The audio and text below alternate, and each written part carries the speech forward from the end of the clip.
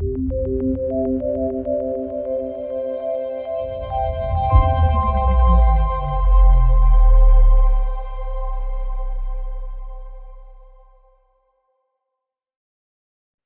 hello everyone. Welcome back. Today we have a great speaker, Paul Saxman. My friend Paul Saxman is here. Paul is a principal solutions architect at Amazon Web Services that strives to accelerate healthcare advancement and innovation by working with clinicians, biomedical researchers, and IT staff at academic medical centers to adopt and leverage cloud computing, cloud technologies in secure and compliant HIPAA manner. He provides architectural and technical guidance to biomedical research teams around interoperability and federated research, AI, ML, techniques for medical inferencing, and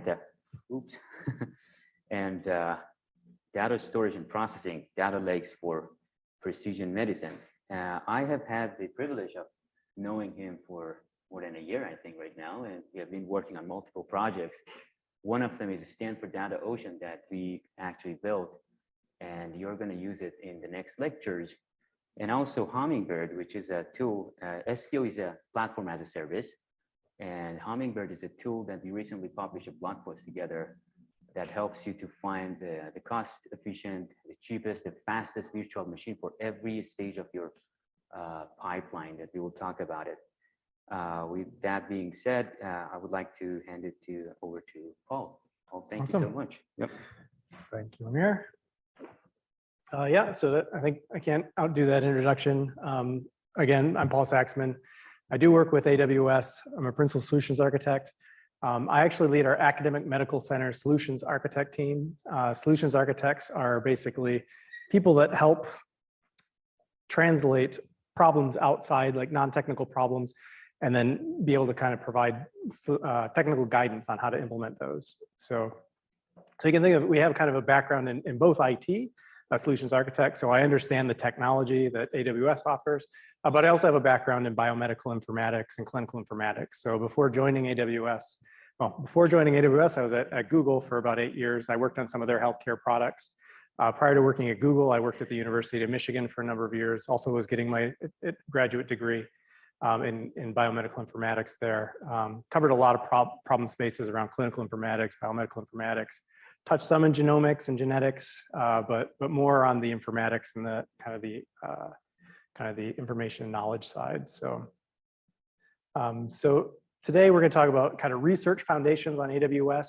So basically, I'll talk to you about kind of things, typical problems that researchers have that, using the cloud or using Amazon Web Services can kind of help with.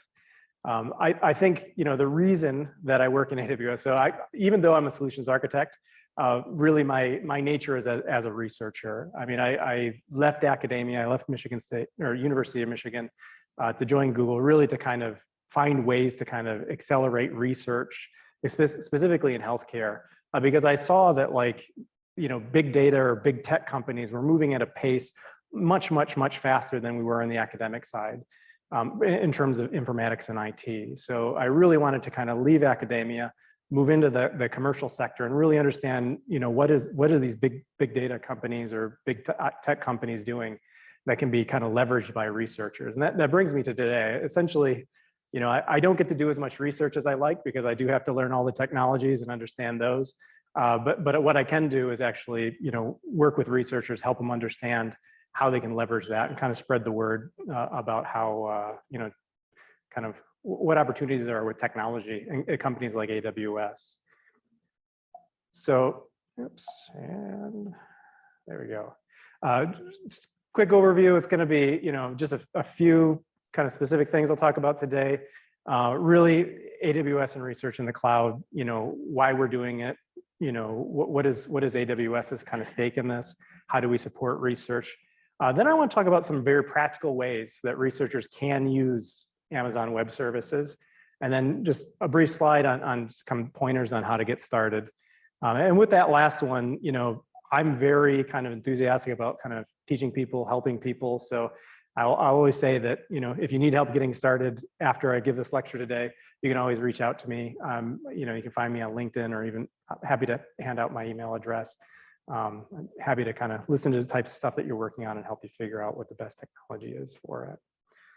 So AWS, and just one logistical bit today. As I'm going along, I try to make lots of pauses. Feel free to just chime in at any time. If you have any questions, clarifications, I'm happy to kind of, just raise your hand, speak up, and you can, take a question at any point. We do have a mic we can pass around as well. So if you want to use the mic, and I can also try to listen and repeat the question too. So AWS, Amazon Web Services. So AWS is really kind of was spun out of Amazon.com. So Amazon at the time was, as was basically building up the online marketplace using a lot of cloud services. We saw that Amazon saw that there was a market for basically providing these services to other companies and to other kind of domains as well. So they actually spun that out as kind of a separate business unit. So oftentimes when we talk about AWS, the first thing that comes to mind is, well, it's part of Amazon.com. It's really fundamentally different in a lot of ways.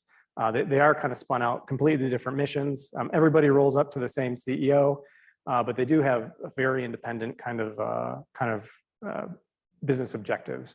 As you can imagine, one of the questions that we get asked a lot is, well, if I put my data on AWS, like does Amazon use it for?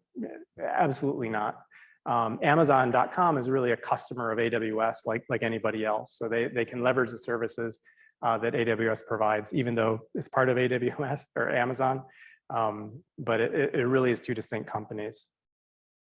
And a few ways that AWS, separate from Amazon.com, supports research, both indirectly or directly, is this idea of like science and not servers. So the idea that, when as a scientist, you have a problem that you want to solve, you really don't want to have to go through this process of understanding what technologies you need and how to get access to those technologies and how to configure those technologies before you can actually start conducting your research, conducting your science. And that's one of the key benefits of the cloud is that, the services that you can access, they're more or less provisioned on demand. They're made to be accessed easily and directly. So things like if you need, cloud-based storage for terabytes of data or even petabytes of data, you can get access to that in essentially a matter of minutes. So there isn't really this bottleneck of, going from your idea, the science that you want to conduct to actually getting the technology to actually support that. The cloud makes that very easy and lets researchers kind of focus on the science. There's also this idea that like collaboration, so as information goes to the cloud, it becomes more, you can collaborate around that information a lot easier. So in a case in point here is like, oftentimes what you see in on-premise, we talk about on-premises is inverse to the cloud. So the cloud is really, it's the data is actually stored on AWS's servers, but we provide those services to a lot of other companies as well. On-premises would be something like, Stanford University having their own servers that they keep for themselves and are not kind of necessarily shared resources. But, when you move those, that data to the cloud, the cloud is really designed for kind of accessibility and interoperability. So the reason that it's Amazon Web Services is that, the web service AWS uses basically HTTP web technology for things like provisioning services, accessing services, et cetera. And those technologies can be used by other institutions. So for example, if you upload data into AWS, into the cloud, there's a whole bunch of tools kind of built around our storage solution, which is S3. We'll talk about that in a little bit, for actually allowing other people to access that data. In contrast, oftentimes we see if that data is stored on premises, if it's locked into like, in a machine room, the mechanisms or the technology to actually make that data accessible aren't always there. So the cloud automatically, moving information to the cloud automatically kind of, makes it easier to kind of collaborate around that information and data. We also see at AWS, the ability to kind of, share effort and kind of I'll talk about the two, kind of sharing effort and reproducing research. because there's a whole set of kind of technologies that AWS kind of provides that, and other cloud providers provide that allow kind of scientists to kind of conduct the research in the cloud. So it's not only about getting the data there, but also providing the analytical tools to actually access that data. And the way that those tools are kind of provisioned, or the way that they're used, it can actually be shared with other researchers as well. So not only once you start to kind of conduct your research in the cloud, you can take that research and kind of hand it off to somebody else. And you can think of like the kind of the analogy around like software development. You know, we have GitHub. You know, when you actually kind of develop something, you put it into, you know, GitHub. That actually can be kind of leveraged by other people to kind of conduct their, you know, build their applications as well. So this idea of like using cloud-based technologies, it kind of standardizes on the technologies that you use to some degree, but then it also makes that research actually shareable. Another way is really a state-of-the-art analytics. So, you know, kind of the data science tools and the analytical tools that AWS offers, they're the same one that Amazon.com uses. We offer them, you know, not only because, you know, Amazon that uses them, but then, you know, a lot of other kind of companies or research institutions also want those tools. So as a kind of customer obsessed company, we provide basically what we consider like the bleeding edge of analytical tools. And you'll see, I'll talk a little bit about some of those tools a little bit later that I think are really kind of more on the cusp of, you know, what data science and researchers want to use. But really it's that drive for, you know, us providing those services for other people that have really specific needs in terms of research, or kind of, you know, bleeding edge needs for research computation. We can actually take that, provide it for them, also provide it for other people as well. And the last one, not as interesting typically in a conversation like this, but security. You know, the cloud is built for security. Like from the ground up, we recognize that, like, you know, multiple companies are going to be cohabitating their data on the same servers. So we essentially kind of security and isolation of information and services, locking down access to that is really fundamental to the way that the cloud is built. So oftentimes, if you do want to kind of deploy, you know, let's say upload data, and you want to encrypt that data at rest, for example, it's really a check button or checkbox on a web form to actually turn on encryption. Or if you want to lock that data down, make it completely inaccessible to the public, again, it's very simple to do that on AWS. So security is really kind of you know, fundamental to cloud technologies. And it really, you know, from a researcher's perspective, like you no longer have to worry about, you know, kind of going through all the steps to make sure that your information and your research is essentially secure. And there's this idea of like a shared responsibility model. I won't talk too much about it today, but, you know, researchers or people, users of cloud services do have some responsibility. You know, you do have to check that button to encrypt the data. But at the same time, you know, it's easy and it's all documented, and typically it's highly visible. So for example, if you do upload data, like our default now is, you know, data is not publicly accessible. If you upload data into S3, you have to go through a process of actually unlocking that data to make it. So we do recognize that, you know, security and kind of privacy should be kind of the default state with cloud services. Any questions so far? I know I breezed over kind of what is the cloud. I didn't talk too much about it, but does everybody feel kind of comfortable with, like, you know, how cloud works? What is the cloud relevant to what I'd consider like on premises?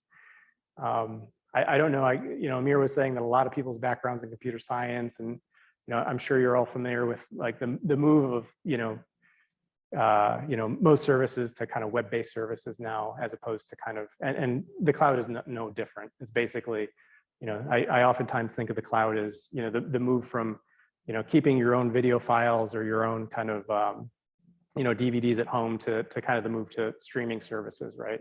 It's the same idea, is that instead of keeping your own data centers, you're going to start leveraging, you know, somebody else's data centers and let them deal with kind of the complexity of managing data centers. So I'm happy to take a step back if you guys, you know, want to talk about kind of the nature of the cloud a little bit more, but if not, I'll just move on a little bit. I alluded to this a little bit. So Amazon is was based on the kind of the mission or the foundation of they want to be the most customer obsessed company in the world.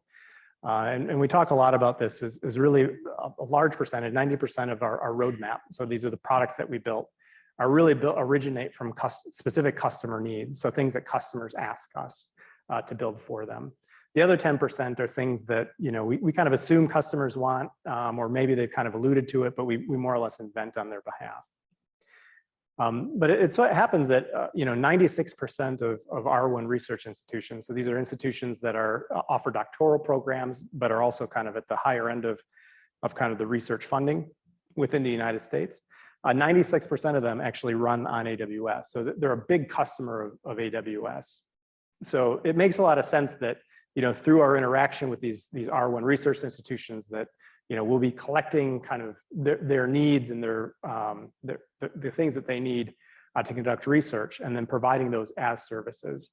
So not only do we kind of, you know, as I was talking before, like kind of implicitly support research, we also have a lot of tools and services that explicitly support research as well. And those are evolving. So, you know, a lot of what we developed, like I said, in the early stages of Amazon or AWS, it was really based on, you know, supporting things like the financial market and marketplaces online. You know, we've more recently, and this is over the past 5 to 10 years, gotten into things like healthcare and life sciences. And, you know, one of the big growth areas that I see in the next 5 to 10 years is really focusing on how we support research institutions specifically. So, and by the way, this 96% of R1 research institutions, this doesn't mean that all these research institutions are basically have moved from on-premises, they're 100% in the cloud. This just means that they're using it to some degree. So me supporting academic medical centers, you know, I work with a lot of these institutions. Sometimes I'm working with their IT staff, the research IT staff, or the university IT staff to, you know, let's say they want to bring their electronic medical record system into the cloud. That's one thing we might work with them on. But oftentimes I'm also working with individual researchers as well. And for me, you know, as a researcher, that oftentimes is more appealing because I can, you know, kind of relate from a researcher's perspective, kind of the things that they want. But yeah, it really varies. So some institutions we will be working with on a researcher by researcher basis. Some will be working at kind of the enterprise level as well. But the vast majority of research institutions within the United States are building stuff on AWS today. I mentioned this a little bit, but this idea that the cloud really promotes collaboration. And this is, I just kind of alluding to this before I kind of you know, move on to the specific use cases. But this idea that, you know, when data was on premises, and on premises mean they're on a server someplace in a data center, or, you know, in your hospital IT system, or maybe even it's a home server. But the idea is that, you know, when people want to actually use the data, analyze the data, they basically have to take the data off the server, bring it onto their local machines, and then run the analytics there, the analysis. And this was the model for quite a long time. And it's still the model with, you know, the model that research follows in a lot of situations as well, especially when the data sets are relatively small. But nowadays, what we see is that the data is getting too massive. Like you need too much, there is just too much data to actually analyze locally. Also, the amount of computation that's required to analyze the data is becoming too much. You know, and this is why we've gone into the world of like things like HPC clusters or quantum computing, because, you know, we need these kind of modern or new kind of analytical techniques to actually make sense of this mass amount of data. So we see this big move to where we're actually, you know, instead of actually, you put your data and your analytics in one place, and that's in the cloud. So you upload your terabytes or petabytes of data into the cloud, and then these analytical tools that you need, maybe it's an HPC cluster, or, you know, a high performance computing or graphics intensive, you know, processing. You know, that also lives in the cloud, and the clients actually become basically, you know, what I'd consider like thin clients on top of the cloud services. And again, I'll show you some demonstrations of how this works through the rest of the presentation. But yeah, really the idea is that by putting the data with the computation, you can then open up this kind of collaboration around the data. Because these tools, you know, and I show it's kind of like a one-to-one between, let's say, Amazon Athena in one machine, But those machines can essentially, each of those laptops can actually access all of those services. And they can be using them in a consistent way. So if one researcher says, hey, I use Amazon Athena, basically like a kind of a large scale SQL query engine. So I ran a large scale SQL query on the data. Here's the results that I got. That the next researcher on their laptop can actually reproduce the exact same thing using the exact same tools on the exact same data set. They don't have to worry about downloading it. They don't have to worry about configuring the tools, making sure everything's set up appropriately. This is this idea of like research reproducibility. The cloud really promotes this, and really the foundation of that is that you're bundling the data and the computation together. And that's really what makes this kind of fundamentally possible. So this is kind of under the practical part. So talk a little, 5 ways, specific ways that you can kind of enhance your research. And kind of the narrative here is, I'll talk about these 5 different ways that, if you are doing research that you can potentially leverage the cloud. And really the story is there's the easy way, and then there's the complex way. And I don't cover that with all of them, but so the easy way will be the way that I'll actually demonstrate today, maybe show you some examples. The hard way is, you'll probably have to spend more time learning AWS, but there's lots of resources out there to do that. And again, you guys can consider me as a resource as well to kind of help figure that out as well. So the first one, storing and sharing data.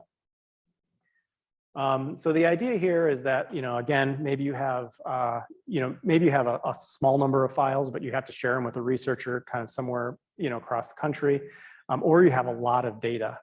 Maybe you're generating, terabytes of data and you want to put it someplace that you can actually start collaborating around. And that's where our service called Amazon S3 comes into play. Amazon S3, it's one of the oldest services.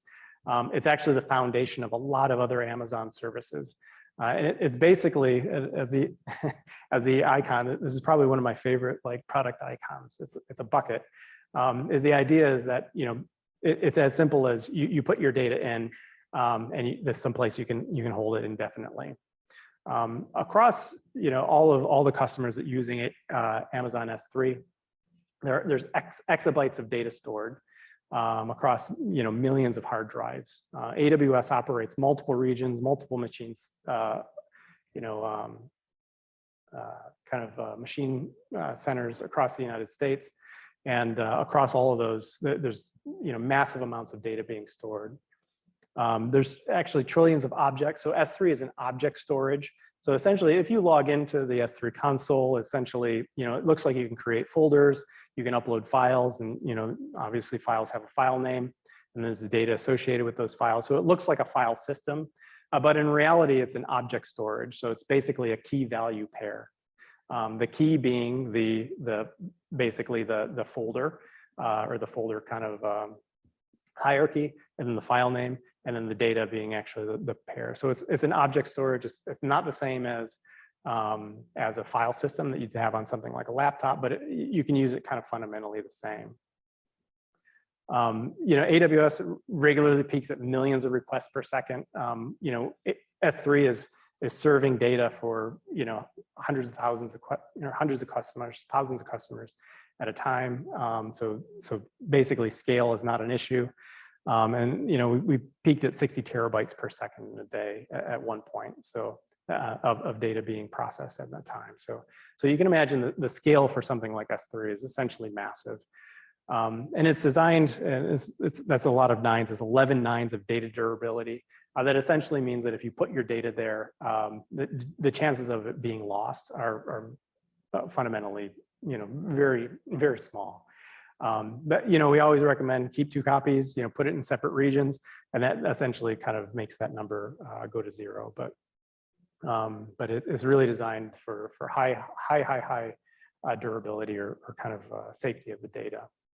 The way that it accomplishes this is essentially the data that you put into an S3 bucket, behind the scenes, it's actually spread out across multiple availability zones. That essentially means multiple data centers or groups of data centers. Each availability zone is a data center or group of data centers that are kind of geographically distinct. So if there's a flood in one area, one city, and one kind of availability zone goes down because the data center is flooded, that data is actually replicated in a automatically, or actually when it's written, replicated in a separate availability zone. So essentially, if there's a flood, your data is safe. If it's also written across multiple hard drives within a same availability zone, so even if data's, there's multiple hardware failures. So again, the flood scenario, maybe 2 data centers get flooded. The chances of that data actually being lost are next to null, because every time that data is written, it's automatically spread across multiple availability zones. All that complexity, and it's a lot more complex than that. I'm not going to go into the details, but essentially what you see, or what researchers see, or end users see, is essentially the bucket. When you go into the AWS Web Console, you say, hey, create a bucket for my data.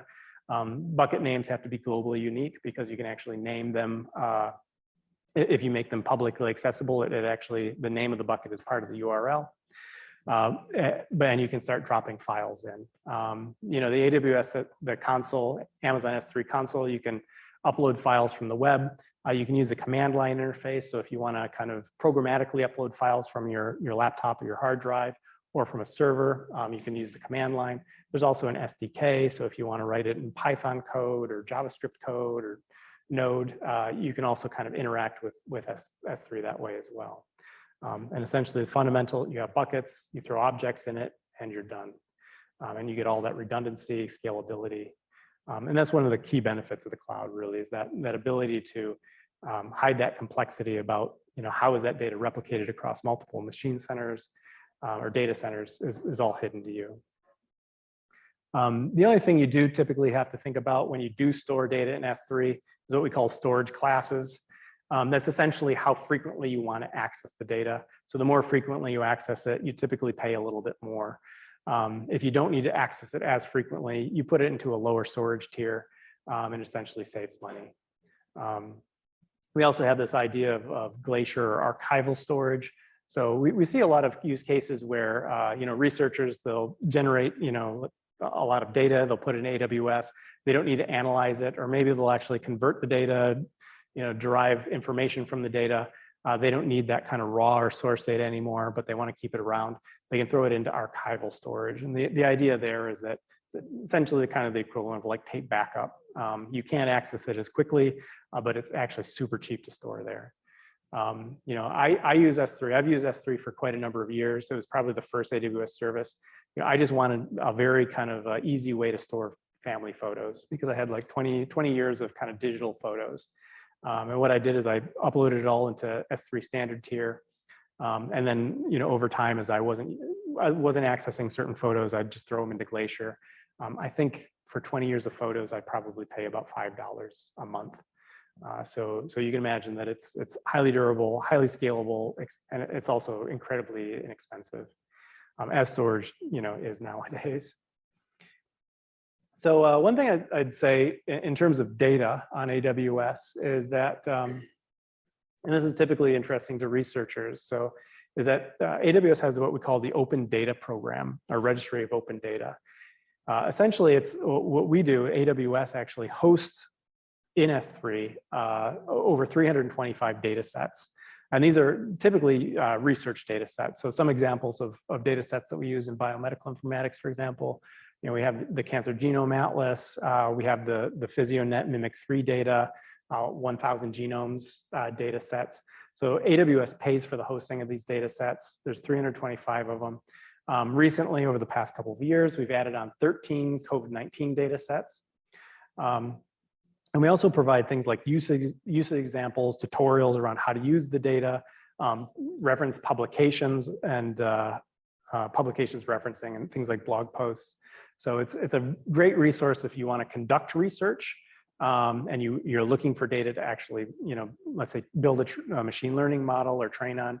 You don't have to store that data yourself. What you can do is you can just reference these S3 buckets that data is stored in your own project, and start analyzing that data without actually having to replicate it or to actually pay for the storage of it.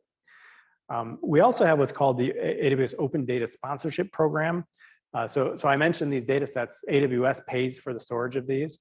For companies or for organizations that want to actually do the same with their data, they can actually apply.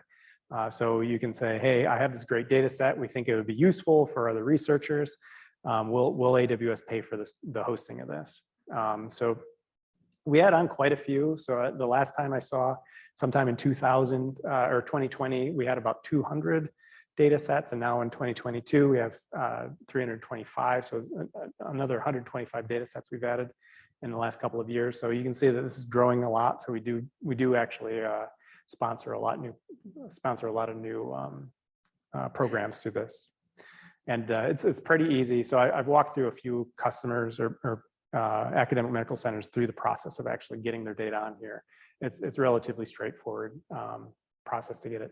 The nice thing about it is even though AWS pays for the storage of the data, if you are the data provider or the data owner, you actually have full access to that S3 bucket. So if you want to kind of update the data, change the data, delete data, whatever, it's totally up to you. So you essentially own the data. It's just Amazon pays for the kind of hosting of it. So if you're generating data, if you need data or you're generating data, the Registry of Open Data is a great resource. You can just search for it if you want to try it out, and there's a search box that will let you kind of browse through some of the data sets that are available on there. One thing that we do, another thing, just as a quick note, is we try to work with the data providers to provide that data in an optimal format for computation.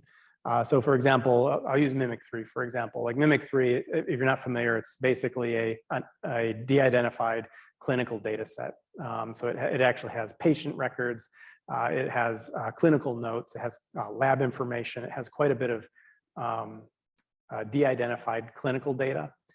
The original Mimic data set, I think it came in CSV files. So basically, essentially something that you'd export out of an Excel file, Excel or out of a database. But we're working with the Mimic folks more recently to convert it into different formats that are very highly optimized for things like running SQL queries on or analyzing that data using kind of big data techniques. So one of the things is if you do get into this world of analyzing kind of public data sets in the cloud, you'll start to kind of learn that there are some formats that are better than others for things like training a machine learning algorithm or analyzing. And we work with all these kind of data providers to kind of provide the data in these different formats. So moving on from storage. So storage, it's cheap, it's easy. Collaboration around data in the cloud, super easy. Talk a little bit about getting a workstation. So the idea here is that, let's say, I'll use a real world example. The other day, so I was, an account manager that's working with an academic medical center that I work with reached out to me and said, hey, I have this researcher. She needs basically a high performance computer, for, finishing her dissertation. And I said, okay, like, well, what are we talking about? Like, is this a big machine? They're like, yeah, it needs approximately 96 virtual CPUs and 32 terabytes, or no, what was it? 12 terabytes of memory. I was like, well, that's a big machine. Like, why isn't she, kind of getting that from kind of the on-premises data center, because they have a high-performance computing lab? And the response was, well, she asked, and it'll take probably about 3 months to actually have that machine ready for her because they have other jobs in the queue. So what I did is I actually met with this researcher. I worked with her to kind of understand what is the type of workload you want to run. Do you need things like compute optimization? Do you need GPUs, et cetera? In about 15 minutes of conversation, we were able to find the right machine that she could use. In another 5 minutes, she was able to actually spin it up and have access to it. So this idea of like, if you have specific needs, it can be small or large needs. Let's say you just want to, bring up a quick website, that you want to run versus you need a high performance computing system. The cloud pretty much makes that kind of a super simple problem. And one of the services that we have to actually make this super simple is called Amazon Lightsail. So Amazon Lightsail, it actually has its own kind of web console or web interface separate from the AWS console. that makes it actually even more kind of direct or easy to kind of get access to workstations or computers in the cloud. It actually makes the pricing for these workstations actually very low and predictable. So everything is priced out by the month. So when you go there, so typically when you use cloud services, let's say you want to, essentially this workstation that I was talking about, where she needed 96 virtual CPUs and so much memory, they typically charge by the second or they actually advertise the price by, I think, by the hour for it. But with LightSail, it's very low price, and they advertise it by the month. That doesn't necessarily mean that you pay for a month. If you spin one of these workstations up, you use it for an hour, you shut it down, you're actually only paying for an hour, which is one of the huge benefits of the cloud. But they've actually kind of converted it because it's such a low price. And I'll show you in a minute, like the cheapest workstation, I think, is about $3.50 a month to run. They don't advertise the hourly price because it's just so small. It literally is click to launch if you want one of these workstations. You can also set up databases. You can run containers. So if you're familiar with things like Docker, you can actually run container services as well. And then you also have access to things like networking. So if you want to set up, basically static IP addresses, or you want to load balance across these are all kind of more advanced things with LightSail, but all that's accessible. So then I can show you really quick. I think I was going to switch over to a demo. Let me make sure everything's still up and running. I'll move this.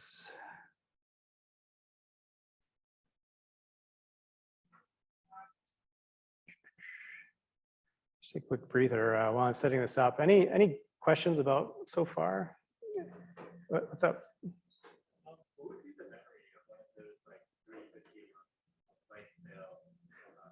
That's what I'll show you in a minute. So the question was how much memory? There's different configurations. What I would say is the LightSail configurations, they tend to be lower memory, lower vCPU, but there's a spectrum. And I'll show you kind of that configuration in just a minute. EC2, and I'll talk a little bit about EC2. EC2 is the one where if you want the 96 virtual CPUs or terabytes of memory, that's where you'd go for something that big. But yeah, if you get just, when I bring up the demo, I'll show you some of the options for the instance sizes. There's another question too? Sure, what's up? For that, I must for LightSail. Mm-hmm. What sort of use case will I that's not where I would run AI, right? Not necessarily. So there's another service that I'll talk about if you want to kind of get into machine learning and artificial intelligence. You could, because you can attach things like, you can get some larger instances with LightSail. But if you really want to get into machine learning, artificial intelligence, there's another service that we'll talk about today that is more aligned with kind of, because that service you can actually get access to GPU accelerated. So if you want to run things like TensorFlow or deep learning algorithms. The more of the use cases that I see for LightSail is, since it is container, like for example, if you want to run a Jupyter RStudio notebook, you can get RStudio as a container. You can quickly deploy that in LightSail in just a matter of a couple of minutes and actually have RStudio up and running. It's probably quicker that you could actually run it on your laptop. And you're only paying about $3.50 a month. So you're saving yourself a lot of time by running something quickly and easily like that on LightSail rather than kind of going through the process of running it yourself. But what I see a lot more people do, and I mentioned there's some blueprints with LightSail, is, in just a second, I can find the right one, is oftentimes we see people want to kind of leverage these blueprints. And I'll show you some of the blueprints that are available in a second as well. They're not necessarily research-focused blueprints. They're more things like I want to run a website, or I want to run, I mean, that's the most common one is running kind of web applications. However, what I would say is that, we've gotten a lot of interest in LightSail from researchers. We're looking at specific types of containers or applications that researchers would want to run on Lightsail. I can't mention anything today, but it's definitely on our radar for adding more research capabilities or researcher-based capabilities to something like Lightsail, just because it is so easy to kind of access these types of instances. Yeah. Oh, sure, sure. There we go. So if you're at all familiar with the Amazon Web Services console, this is kind of a completely different console. It's actually designed to be very direct, very easy, very simple to use. And I'll show you in contrast what the AWS console for running something like EC2 looks in a moment. You can see here, actually, I have a Linux 2 instance running. It has 512 megs of memory, one virtual CPU, and 20 gigabytes of SSD hard drive. Accessing it once you provisioned it, you can actually access it through the web. Oh, sorry, it's going to bring up a separate window, so you won't be able to see it. But essentially, I got a web terminal console. Basically, I could log into the Linux interface or the Linux shell directly from the browser. I could also, manage this instance, shut it down. Again, this one I think was one of the $3.50 instances a month. But if I stop this, I'm only paying for how many hours I used it for that month. So only kind of a matter of essentially pennies every hour or less. I can also connect to it via like an SSH client as well. Sure. Absolutely, yeah, and that's one of the more common use cases that we see. So if I clicked on the launch new instance. So again, you can actually pick between Linux or Windows. Windows costs a little bit more because the licensing fees are actually bundled in because this is the Windows Server instances. If you want to run one of these blueprints, so basically what a blueprint is that instance that is run is preloaded with software. And things like you can run a WordPress site, or you could, to be honest, I don't know what a lot of these mean anymore. I haven't used any of these technologies in a while. LAMP, I know what a LAMP infrastructure is, or no, LAMP architecture looks like. But these are some of the kind of the blueprints that we offer. Again, we've gotten a lot of feedback from researchers that they want to run specific things on something like Lightsail, and we're starting to kind of integrate those in. But again, it's something that's still kind of in the future. The other option is you can just say, I just want an operating system to run my own stuff on. And that's certainly doable as well. So here I'll just say I want to launch a Amazon Linux 2. It's basically based on CentOS. I scroll down here, and here are the various options for basically the plans. Again, this is in months, or this is in monthly charges for each of these. It's actually charged by the hour. So if you do only use it for a couple of hours and you shut it back down, you're only paying a fraction of this cost. I think if we go over here, you can actually scroll up. So these get on the larger side. So this one essentially is eight virtual CPUs. So typically we say that essentially 2 virtual CPUs kind of account for 1 physical CPU. So something like this, it does have 7 terabytes of data transfer, 640 gigabytes of SSD storage, 32 gigabyte memory. You could run some serious computation on here. It is $160 a month though, so it is kind of on the higher end. The question earlier was, yeah, again, like for $3.50, that ends up being 512 megs memory and 1 virtual CPU. The thing you see, the little blue bubble there, first 3 months for free. So all of AWS's services essentially have what we call free tier. When you're trying it out the first time you use it, you get actually a certain amount of usage for free. It varies service by service. So, if you log into the AWS console, you say, hey, I want to try this out, but I don't want to pay for it. I would always go to the documentation and check the free tier. AWS also has a good thing where, if you use a service that's under free tier, you'll get a notification if you're actually getting close to your free tier expiring. Some of them, they give you, some services are basically first 3 months for free. Some say that, hey, we'll give you, for example, like we have one of our compute services that, it's basically an event-driven compute service. You get like the first, 100,000 requests a month for free or something like that. So the model varies, but in here, since this is Lightsail, It's kind of a more user-friendly, I'll say, interface to kind of provisioning AWS services. You know, they've kind of simplified how the free tier service or free tier actually works as well. So once I've clicked through that, you know, everything on here, you know, naming it, essentially tags. Tags are a way just to kind of categorize if you're running multiple of these. That's pretty much it. So I just picked it. It's going to provision it. Typically within 1 to 2 minutes, that's ready. I did mention, and again, you know, once that is ready, I can either use my SSH client to connect to it, or I can kind of use, you know, connect to it through the web browser.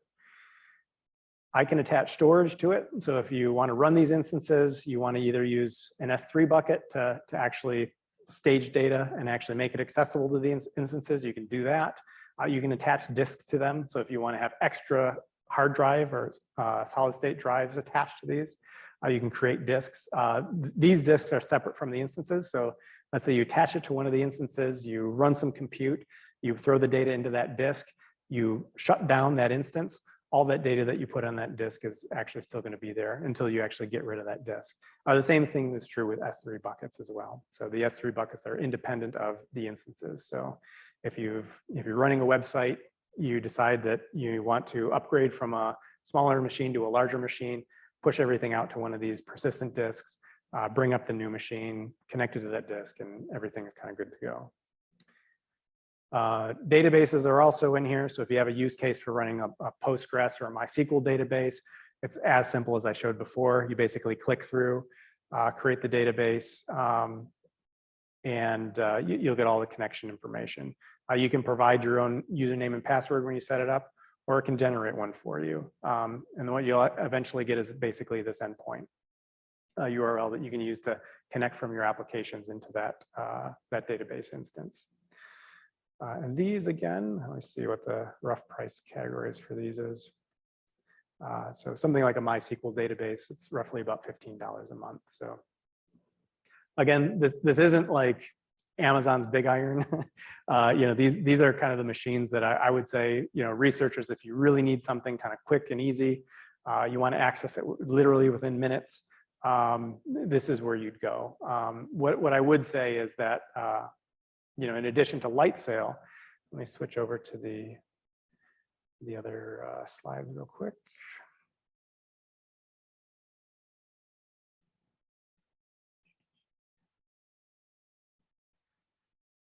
In addition to Lightsail, we have EC2, which is the Elastic Cloud Compute. So with Elastic Cloud Compute, so where we saw a limited number of instance types on AWS and Lightsail that you can actually quickly and cheaply provision, Amazon EC2 has a wide variety of different instance types. There's over 300 different instance types that you could choose from. These range from things like, you know, we have general purpose, burstable, you know, compute intensive. So these ones have bigger CPUs or more CPUs or more virtual CPUs. Memory intensive, which means they have a lot more memory. High IO storage attached to them. They also have GPU compute.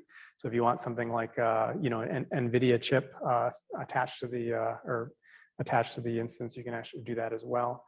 You have your choice of processors. So AWS manufactures processors. There's some of the least expensive, but the high performance ones available through EC2. We also offer Intel, AMD chips. We also have Apple now. So the Apple M1 chip, we have basically in Amazon's data centers, Mac minis that you can actually access through the cloud as well. We see a lot of interest for that for people that want to build iOS applications. You know, the processors, it's essentially the same as Lightsail. You can pick how big you want your processors, anywhere from, you know, a single virtual CPU all the way up to, you know, I think it goes all the way up to 96 or so virtual CPUs, running it up to 4.5 gigahertz, up to 24 terabytes of memory. You can have hard drives, SSD drives. So there's just a lot of options. What I would say is that if you need very specific workloads, and this is back to where Amir was saying earlier about something like Hummingbird, where if you need to basically run genomics kind of computations on AWS, you would go to something like EC2 rather than Lightsail. There are so many options, though, it can be hard to pick the right one. So tools like Hummingbird lets you, for a specific workload, find the exact right kind of EC2 instance types to run that on. But so this is what I consider like, if you want all the options, you want all the capabilities.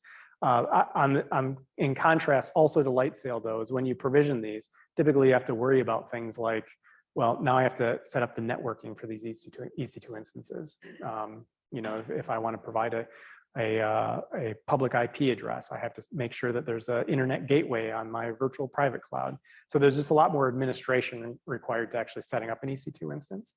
But the flexibility is a lot greater.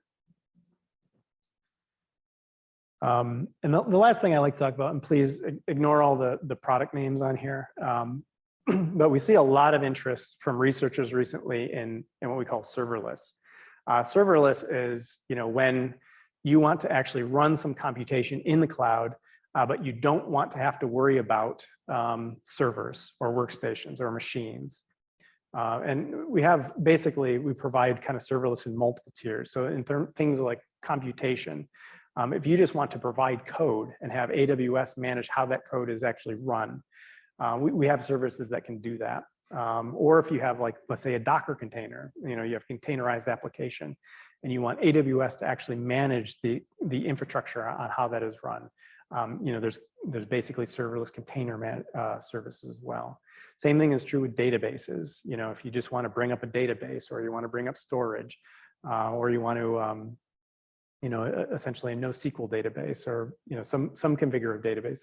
There's serverless database options as well. And in terms of integrating kind of between applications, so if you're building out, let's say, a workflow, so you want to do some computation, the output of that computation has to feed into another computation, so that you're building your own workflow.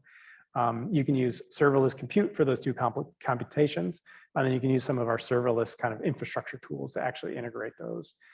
So typically, there is a lot of interest in the research community for kind of building on bare metal, because that the bare metal, the applications that you build are transferable between cloud providers, or even between on-premise to the cloud, or from the cloud onto workstations. However, using things like serverless, you actually save a lot of building out that infrastructure, understanding that infrastructure, actually run that compute. So oftentimes, if a researcher comes to me and they say, hey, I have 100 lines of Python code, I want to run it on AWS to do this calculation, I'll go to something like one of our serverless infrastructure services, because I can essentially cut and paste that code in, hit the button to run it, and it's actually done. You don't have to worry about provisioning the EC2 instance, logging into it, basically executing the code. So there's a lot of opportunity there. There's a whole master class on serverless computing, as well as kind of the EC2 kind of compute infrastructure that we can definitely go into at some point as well. But and by the way, the next lecture that we'll give next week on some of the tools, we'll go into a bit more detail on how some of these tools can be used for specific research workloads. So if you have a specific workload that you're interested in understanding or running, we can kind of see about addressing that next week as well. So any questions about compute? I know you were some interest in things like Lightsail. Yeah. So something that I use in my research is we use like big genomic data, Mm-hmm. and we use the Stanford computing clusters. And one of the cool things that we do is we submit batch jobs to the server. So we kind of like split up the problem into subproblems, and they end up all running in parallel, like provided there's enough memory, by submitting all these batch jobs with like segments of our task. Yep. And so I'm wondering if maybe what you were just talking about is like a way to have that functionality in AWS. Yeah, definitely. So the things like EC2, so Lightsail is actually more of a, you as a user go in and provision a server. You can programmatically kind of launch servers in Lightsail, and they do, it just doesn't scale as much as something like EC2. I would say EC2 is really kind of one of the foundations of all of our compute services. So when we talk about high performance computing, like if you want to run a cluster, Typically, that cluster is run on EC2 instances. We do have tools, and I'll talk about that in a couple of minutes about tools that will make it easy to actually spin up that infrastructure for you. And I think that's more kind of similar to the use case that you're looking at. So yeah, we have, and it's a couple slides ahead, but tools that allow you to kind of make it easy for you to create high performance computing clusters on AWS and not have to worry about all that EC2 instances and setting them up and getting the networking right, which I was talking about in a minute. So stay tuned. We'll talk about that in just a couple slides. Any other questions on Lightsail, EC2, serverless? Cool. So the other part I want to talk about too is AI ML tools. So I mentioned this is one of the things that AWS, we make all of kind of what we think is the bleeding edge kind of research tools available that not only AWS uses, but that our customers are asking for. We make all those available in AWS as well. And they're all available for researchers. So one thing that we launched very recently is what we call Amazon SageMaker Studio Lab. Amazon SageMaker Studio Lab, you can consider it like, so there is, and I'll talk about it in a minute, like the SageMaker, that's kind of our artificial intelligence machine learning kind of infrastructure and tools and services. It's a whole, again, we could spend a whole lecture or two just talking about SageMaker and all the services there. But SageMaker Studio Lab, and I'll emphasize the lab part, is essentially kind of what Lightsail is to EC2. It's kind of the simplified, easy to access, free kind of research environment in the cloud. Essentially, we made it so simple that you actually don't even need to create a AWS account to access it. All you need to do is provide an email address. You can set up your own account. It's currently in preview, so it does take, you have to register for it. It takes maybe a week to get provided access to it. But it is free, no charge. It's also no configuration. So if you do want to do this type of research using SageMaker Studio Lab, you can do it once you're provided access. You can get access to these notebooks in just a matter of minutes. It does use the Jupyter Lab. I usually ask how many people are kind of familiar with kind of Jupyter Lab or Jupyter notebooks or notebook type development. A couple people nodding a little bit. Okay, good. About half of you. Basically, and I'll show you an example of it in a moment, but like what Jupyter Lab or the Jupyter interface does, Jupyter notebooks are a way to kind of bundle kind of documentation with code, and you can actually execute that code in an environment. So if you want to run computation in the cloud, basically a research workflow, you can do that using something like Studio Lab. You do get 12 hours of CPU session. So if you do start a session, you can actually keep that session open for 12 hours. So if you want to run compute, maybe you want to do some kind of data transformation or train it at machine learning model, that can run up for 12 hours. After the session is done, the 12 hours is over, the session stops. The data is persisted though. So the data is persistent. You just have to come back and restart the session. This is essentially to prevent people from kind of using it for Bitcoin mining for long durations. There's also a 4-hour GPU. So if you do need to run things like deep learning algorithms, you can get a GPU enhanced session as well. And that's only available for 4 hours. I did mention you get 15 gigabytes of storage. It has GitHub, built into it. So if you want to actually pull somebody else's notebook out and bring it into your SageMaker Studio Lab environment, you can do that very easily. You can install packages. So if you want to install, something through pip or conda or Mamba, you can do that, simply by issuing the commands. But you also get a terminal interface as well. So in addition to the notebook interface, you can bring up a terminal and actually, kind of install these packages if you'd like as well. Once you're ready, if the configurations that you get with SageMaker Studio Lab, you've outstripped it, the capacity for, maybe you need more time to run your training jobs, et cetera, you can always transport your models from Studio Lab, the free service, into SageMaker Studio, which is the paid kind of full-featured service.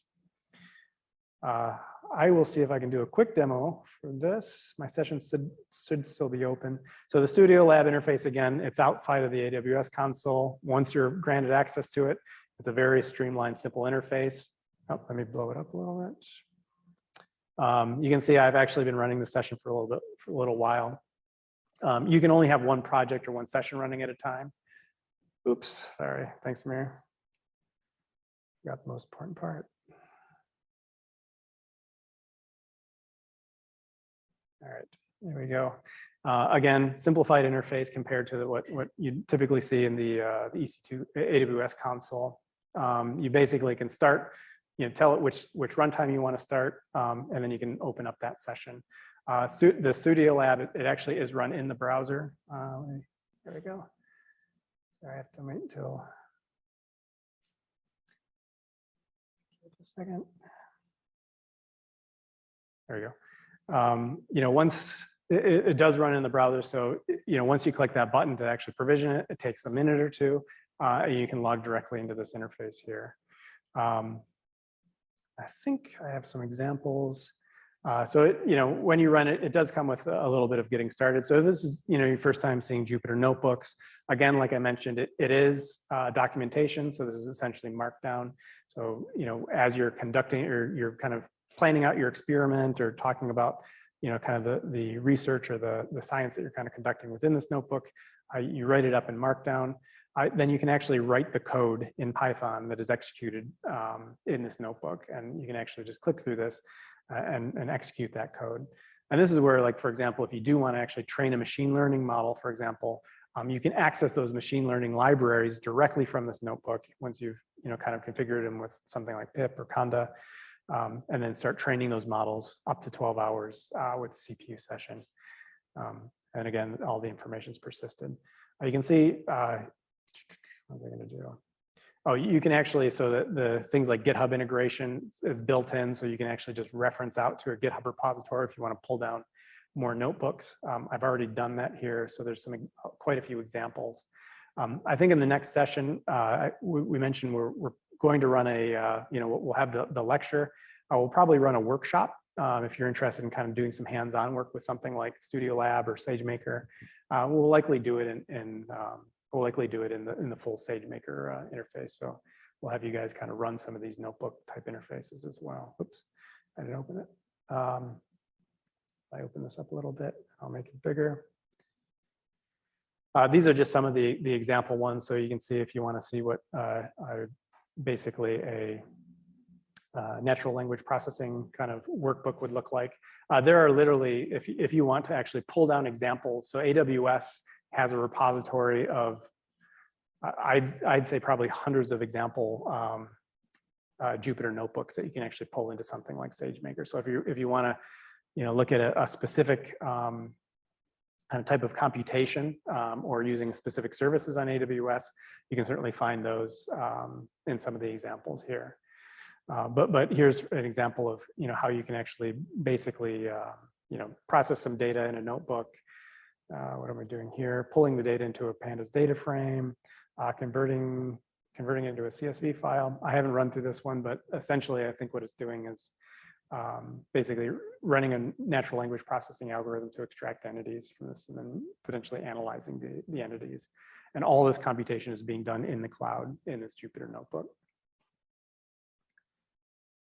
I'm gonna move on to that one.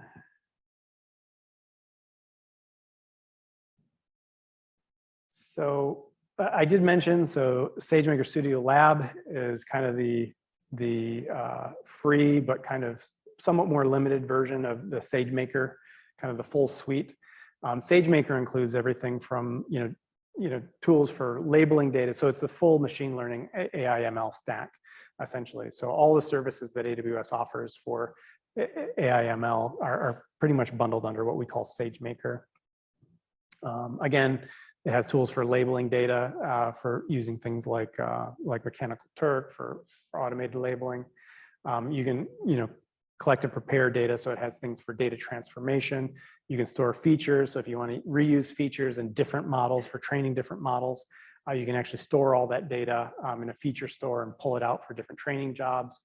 You can check data, so if you want to make sure that the data integrity is good before you pull it into training jobs, there's tools for that. Essentially, pretty much any use case that I've ever seen or come up with from machine learning standpoint are pretty much trained here, or available in SageMaker. And this includes everything from actually deploying those machine learning models. So if you build a machine learning model in SageMaker in something like a notebook, a studio notebook, you can deploy it. You get an endpoint. You can actually wire that endpoint into production applications as well. So if you want to do real-time inferencing on data coming in through a stream, you do that through SageMaker. You'd set up that endpoint. And all the way through in the bottom right, things like you can monitor, so make sure that your endpoint is basically up and running, checking to see if there's drift in the model itself is all built into SageMaker. And then also has things like continuous integration deployment pipeline, so you can automatically update models with new data as you train or update the model with new data. All this is built in. SageMaker is probably one of the more sophisticated sets of kind of services bundled into one umbrella within AWS. So you can see at the bottom, I mentioned SageMaker Studio IDE. So similar to SageMaker Studio Lab, there is the SageMaker Studio environment. It's like the full-blown version of what I showed before. It is based on Jupyter notebooks or Jupyter Lab as well, although it has all those other features integrated into it. So things like monitoring endpoints or deploying new machine learning models, doing your training, testing, validation. All of that's built into these notebooks. As you can see, there's basically Python libraries for doing all of that within a notebook environment. So if you want to train a model, deploy it, test it, and then kind of continuously upgrade it, you could capture all that in a Jupyter notebook.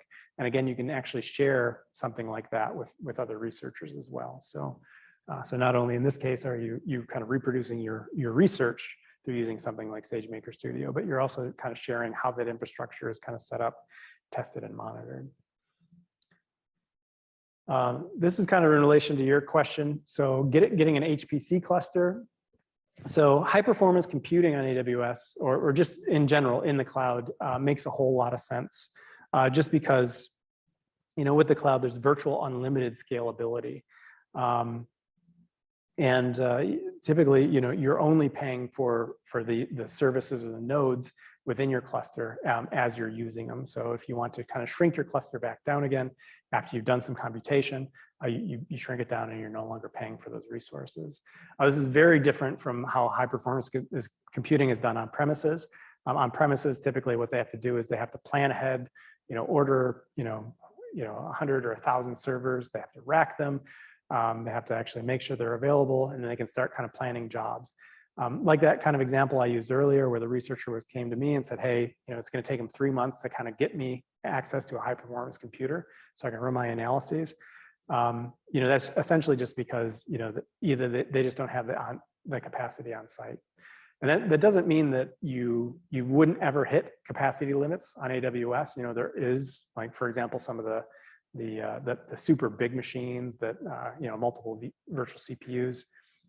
Some of those are kind of harder to come by, but typically, there's enough of them. AWS plans enough so there's surplus inventory for anybody to use it at any one time. So it is worthwhile always checking though if you are planning a big job, a very big job. Let's say using maybe hundreds or even thousands of nodes. You talk to somebody like your solutions architect, and they can actually go in and look and see, well, if you're planning to do something like that, is the capacity available? You can also in AWS in the console run it by you can reserve capacity as well if you want to do something like that. But it's just a little more complex and requires a little more understanding of how AWS works on the inside. Two important tools for basically running HPC workloads on AWS. One is parallel cluster. So essentially in a configuration file, you define basically what the characteristics of the cluster is. So do you need GPU optimized or accelerated instances? Do they need to have a certain memory capacity? Do they need certain networking? All that goes into a configuration file. Parallel cluster, it's an open source, basically command line tool. You run the tool. It provisions all the AWS services to actually run that cluster. You'll get a head node or a management node that you can kind of log into and kind of submit jobs to that cluster. So it does simplify that. You don't have to understand all the AWS underpinnings to get something like that set up. If you do want to kind of get into what AWS services are that kind of would manage something like that, we have what's called Batch. Batch, basically, you can log into the AWS console, or you can interact with the console, AWS through command line or the SDK. You can actually schedule jobs that way as well. But using Batch is a little more involved in that you do have to kind of say, you go into the Batch service, so you have to understand, how Batch actually plans, schedules, and basically sets up a cluster. So definitely recommend, if you're getting into HPC on AWS, look at Parallel Cluster as kind of the first choice. And then once you become more familiar with AWS and how kind of scheduling and clusters are built, then you can move on to Batch to kind of maybe tune. But pretty much, as far as I know, all the features of Batch are available in some way through Parallel Cluster. Last but not least, so I'll just talk very briefly, because we're going to talk about the genomics CLI next week as well. But more recently, we did launch the AWS Genomics Command Line Interface, or CLI. It's basically an open source tool that allows researchers to kind of run genomics workloads, basically similar to what I said with Parallel Cluster. So you can basically, from the command line, you can say, hey, I want to run this genomics workload. Here's my Docker container. And it'll actually manage all the infrastructure to actually, run that genomics workload. It's very new, so it was launched late last year. It's actively being developed. We are planning to kind of give a demo of how it kind of works next week, so won't go into too much. But if you are really interested in genomics, running genomics workloads on AWS, and you do not want to actually worry about the infrastructure underpinning all of how that would work, we can certainly talk and become more familiar with the genomics CLI. Just before we wrap up, reproducing your research on AWS. So I talked about some of this. You can share your data through things like the Open Data Program. You can share your analyses, so things like the Jupyter notebooks I talked about. AWS also supports R Studio, so if you have R notebooks, we indirectly also support things like MATLAB, Mathematica. So if you want to run those in the cloud as well, those are certainly options as well. They're just not services that AWS runs directly, but you can also run those on AWS using third-party tools. Another thing that you can do to actually reproduce research on AWS is things like share your containers. So if you've developed an analytical tool, let's say a computation, and you can actually containerize that.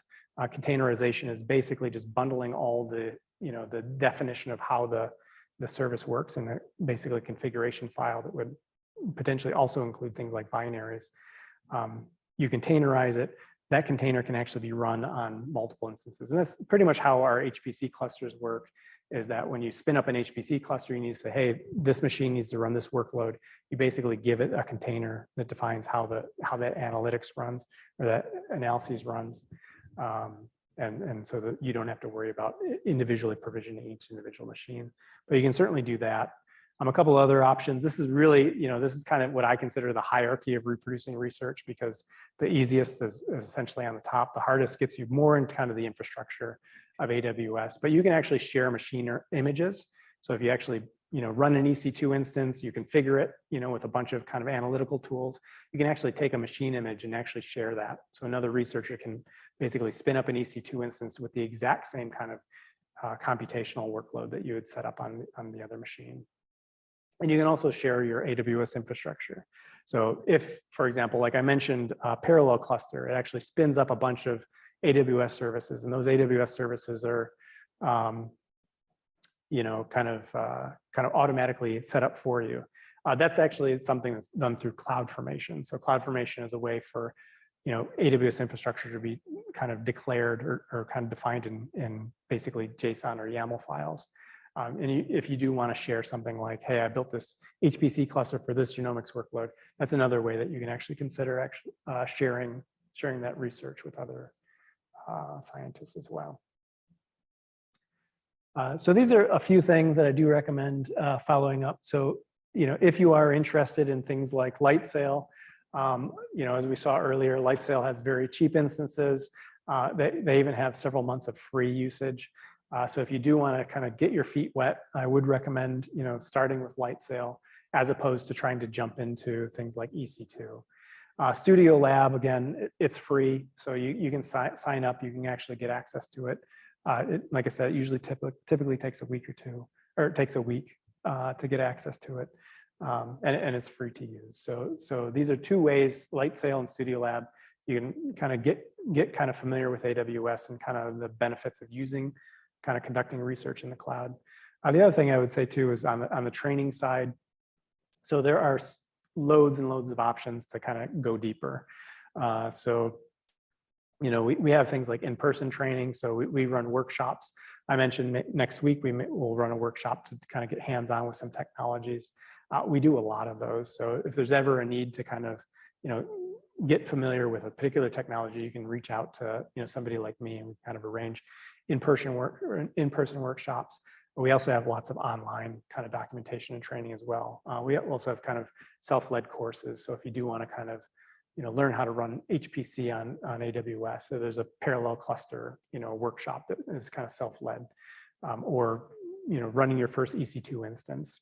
There's a workshop on that that's self-led. So lots of options for kind of learning more. So there's three things, LightSail and Studio Lab, you can jump into anytime. Something like training, if you want to learn more, either reach out to somebody like me or find some of these online programs.